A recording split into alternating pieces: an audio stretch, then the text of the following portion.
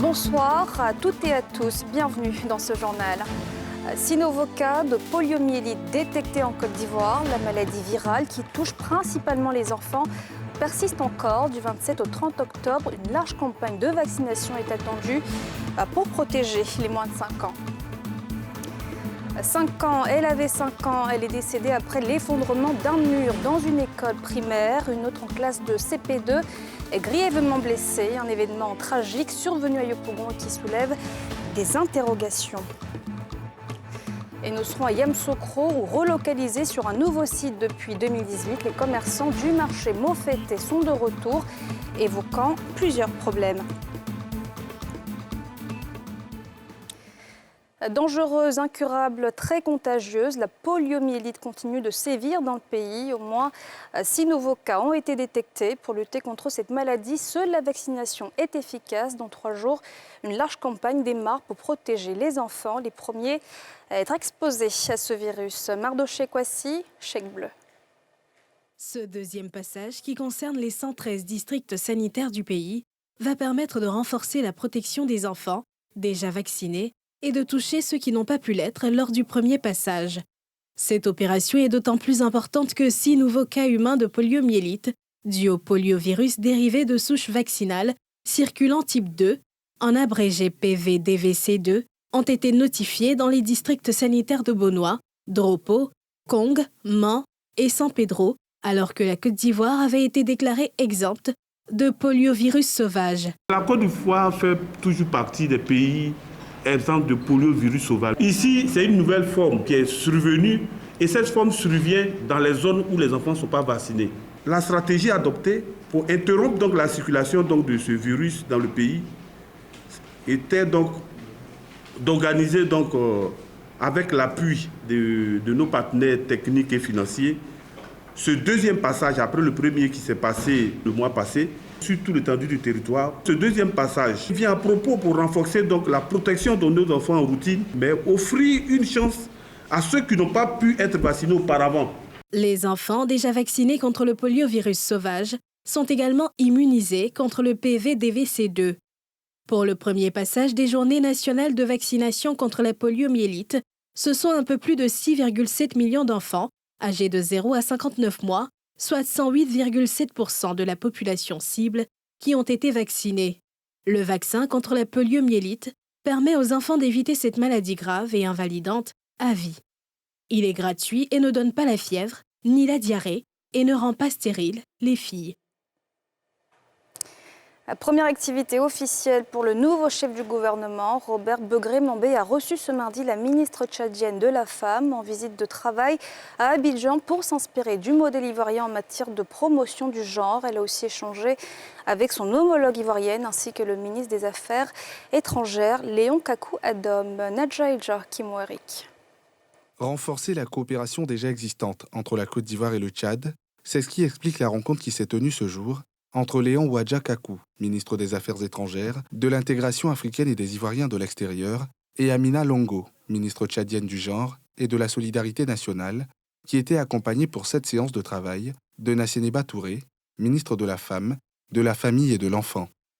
Hôte du jour, le ministre des Affaires étrangères est revenu sur l'objet de cette rencontre. Nous nous sentons proches de ce pays. Notre collègue est arrivé du Tchad, a souhaité nous rendre visite en nous faisant comprendre que le Tchad souhaitait s'inspirer de la Côte d'Ivoire, d'abord dans le domaine de l'équité des genres, ensuite dans le domaine du développement en général. Et nous lui avons dit que notre pays était totalement ouvert parce que nous avons ici en Côte d'Ivoire un chef, en l'occurrence le président de la République, qui développe à l'intention des pays amis une très forte solidarité dans tous les domaines. Et que le peu que nous avons ici, nous sommes prêts à le partager.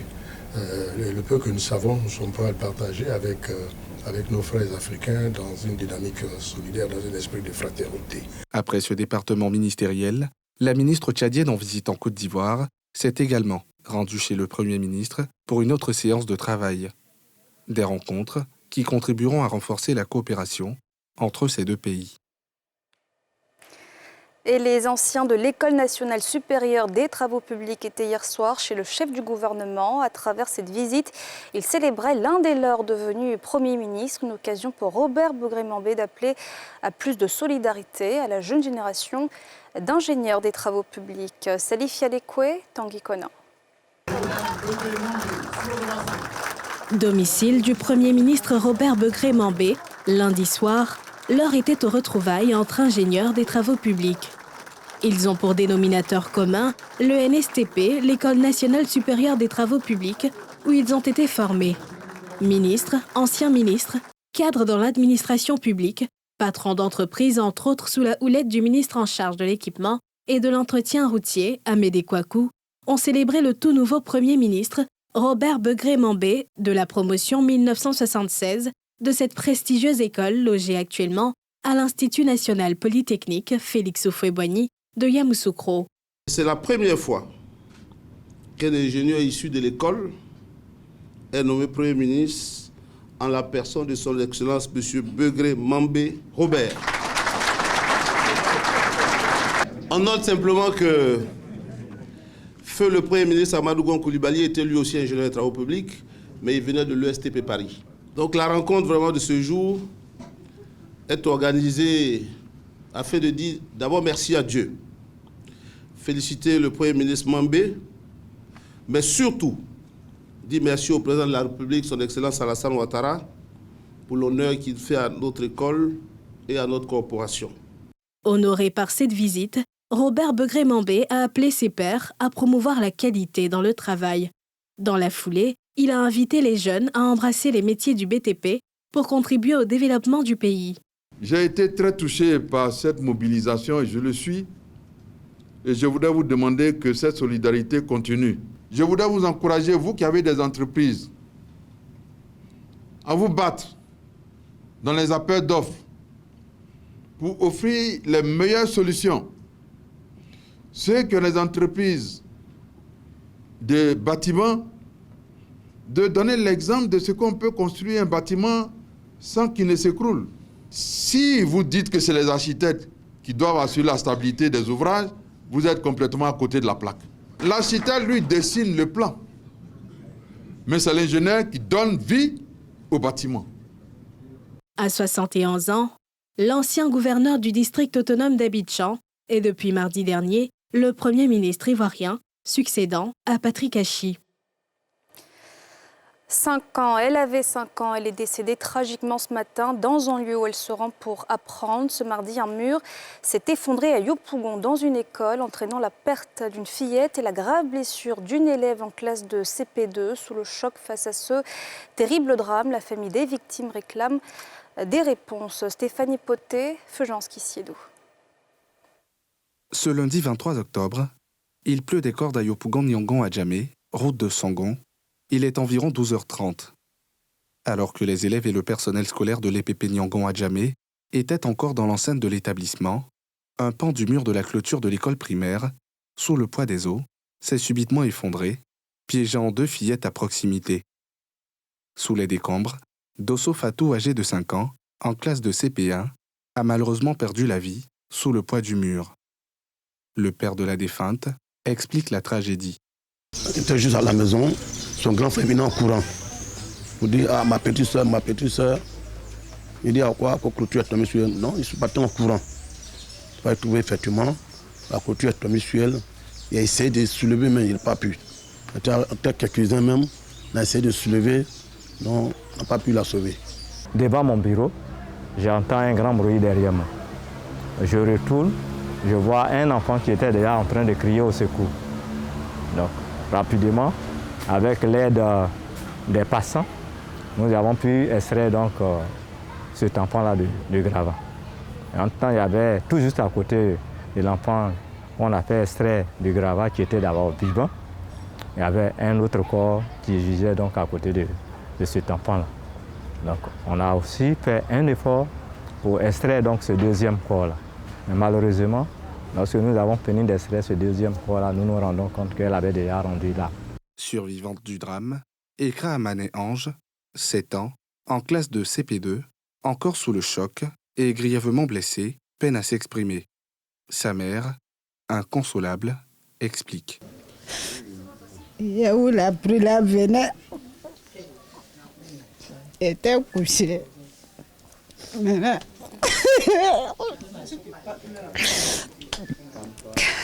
la petite ville est venue, elle a tapé. Il sort, il voit goûter à Mani à son sac. Donc il a demandé où est Mani. Elle dit que maman d'Amani, que brique est tombée sur Amani, qui a Amani à l'école. Quand tous les enfants qui sont à l'école, quand ils me croisent, ils commencent à pleurer. Donc moi, chez moi, Amani est morte. Ils n'ont pas venu nous aider. Pour le moment, c'est ce qu'on a trouvé. Il ne sait pas si après ça a devenu. Il ne sait pas comment ça a devenu. Donc il n'a qu'à nous aider. La scène d'horreur a été filmée par les témoins présents sur les lieux, décrivant ainsi le drame qui s'est joué. Le mur était-il défectueux? Que faisaient les fillettes sous la pluie à proximité de la clôture? Des enquêtes ouvertes à cet effet permettront de faire la lumière sur les circonstances exactes de cette tragédie. Portons à présent notre attention sur un sujet un peu plus positif et prometteur avec l'INPHB, l'Institut national polytechnique Félix Houphouët-Boigny de Yamoussoukro qui vient de lancer de nouveaux masters option sport. On en sait plus sur leur contenu dans ce reportage de Salif Yalekoué et Tanguy Conan. Deux nouveaux masters option sport à l'Institut national polytechnique Félix Houphouët-Boigny de Yamoussoukro. L'exécutive Master 2 en gouvernance et administration du sport et le Master 1 en management des organisations sportives ont été lancés à Abidjan. Ce, en présence de plusieurs sportifs et autres acteurs du sport, de responsables de fédérations et d'étudiants. Cette initiative est le fruit d'un partenariat entre l'INPHB, à travers le Centre d'excellence régionale en gouvernance et économie du sport, et le Centre de droit et d'économie du sport. Nous avons eu donc l'opportunité de couvrir un besoin en Côte d'Ivoire qui est le besoin de formation dans le domaine du sport qui n'existait pas parce qu'on avait des athlètes et après il y avait la rupture entre les athlètes et les gestionnaires.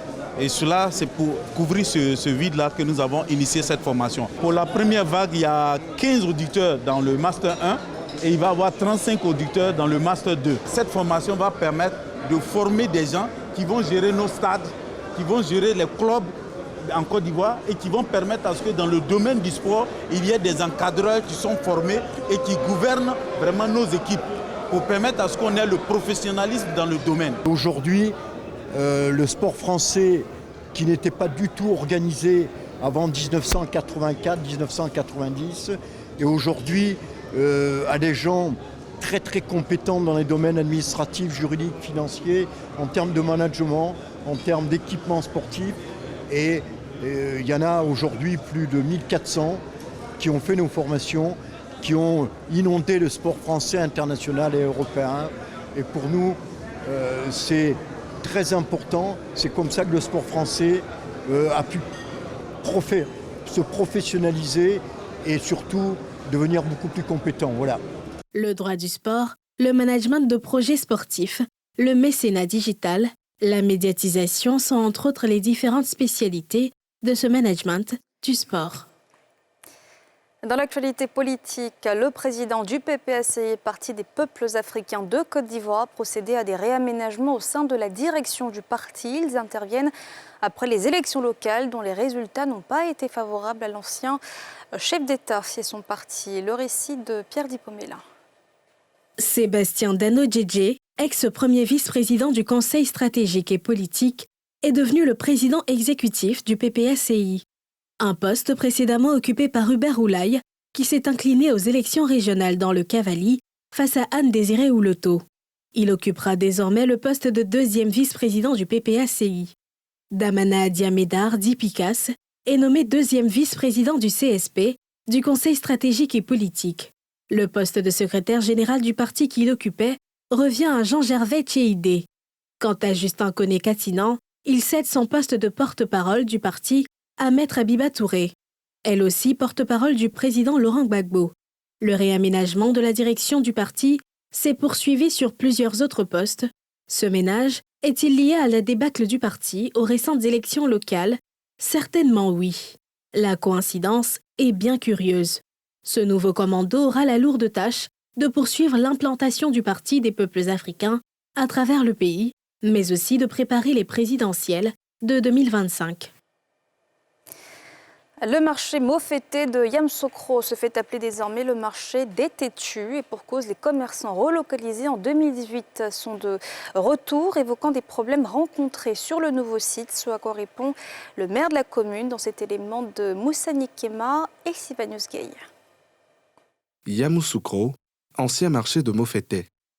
Déguerpis depuis 2018, les commerçants de ce site refusent de quitter les lieux. Aussitôt chassés, qu'ils recolonisent les lieux jusqu'aux trottoirs et aux chaussées des routes. Ça ne marche pas. En fait, on a des problèmes, puisque le marché n'est pas construit. On est ici, comme on est centre-ville, en tout cas ici ça va, qu'au nouveau marché.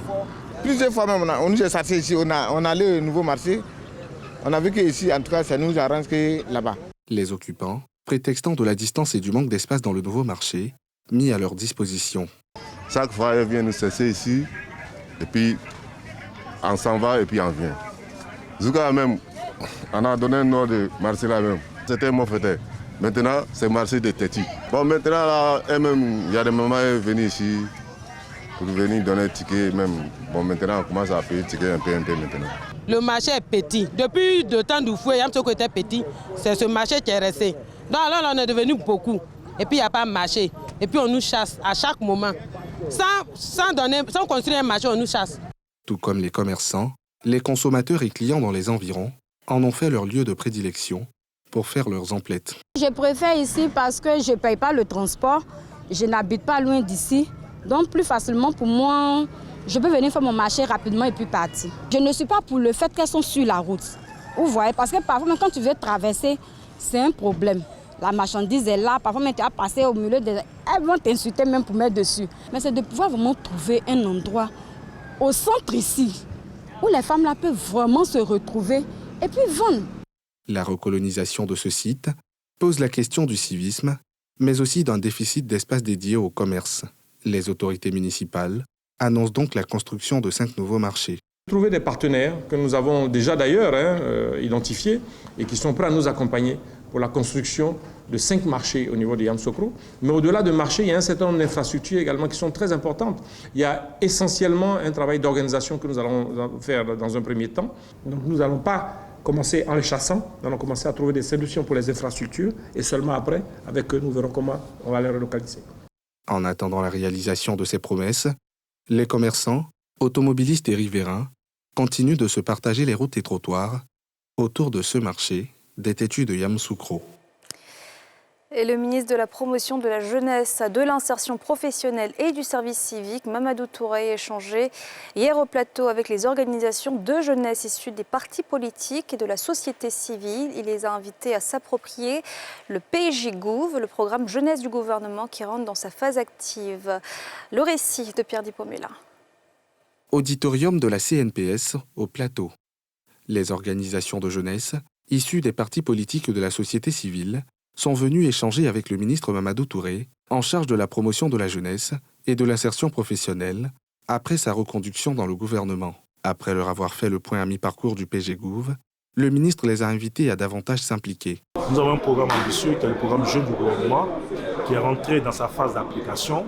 J'ai eu l'occasion de faire le point de la mise en œuvre de ce programme Jeunes du gouvernement à la date donc, du 30 septembre et dire que pour donc, les mois qui restent, nous allons travailler à valoriser les acquis du PJGouv.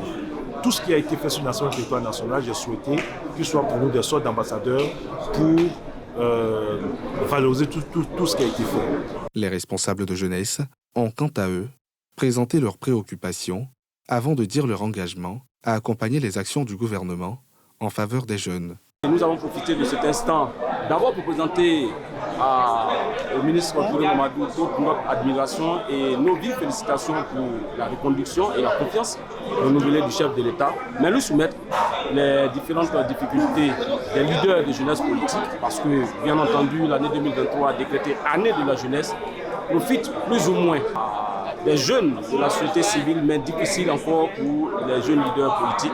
Et pour nous, chaque occasion, il faut rappeler cela afin que la politique du gouvernement soit une politique inclusive pour tous les jeunes de Côte d'Ivoire. 2023 a été décrété année de la jeunesse. Il y a plusieurs chantiers qui sont en cours, le programme jeunesse du gouvernement, la loi d'orientation des jeunes. Mais étant donné que le ministre Touré Mamadou a fait le bilan à mi-parcours du PJ 2023-2025, nous nous sommes engagés par ailleurs donc, à être des relais de ces messages-là sur le terrain. Le ministre Mamadou Touré a indiqué que 495 720 jeunes ont bénéficié de programmes de formation, d'insertion professionnelle et de promotion à l'entrepreneuriat. De plus, 94 133 jeunes ont été touchés par des initiatives visant à renforcer leur engagement citoyen et leur éthique sociale.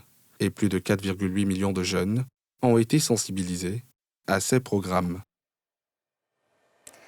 Et voilà, c'est la fin de ce journal. Merci de l'avoir suivi. Excellente suite de programmes sur la nouvelle chaîne ivoirienne.